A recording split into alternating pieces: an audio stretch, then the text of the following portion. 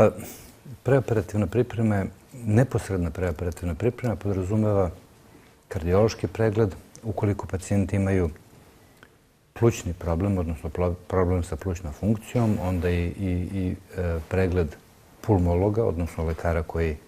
se bavi dijagnostikom i lečenjem bolesti pluća. Nekih drugih specijalnosti ukoliko je to indikovano, ukoliko je to potrebno i na kraju završno mišljenje o riziku od operativnog lečenja daje anesteziolog. Mi smo nedavno imali pacijenta koji imaju toliko poremećenu plućnu funkciju da mora biti primljen nedelju dana ranije u bolnicu. Stavljena mu je maska za podršku disanju i onda je nedelju dana bio na toj masci 24 sata dnevno da bi se plućna funkcija toliko korigovala da bi mogao da uđe na operaciju, da bi operacija bila bezbedna za njega.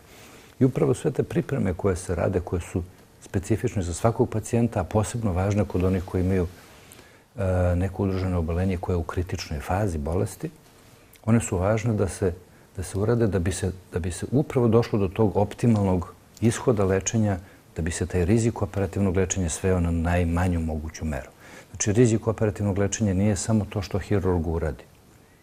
nego kako će se te udružene bolesti ponašati u toku operacije i posle operacije i kako će njihov klinički tok ići.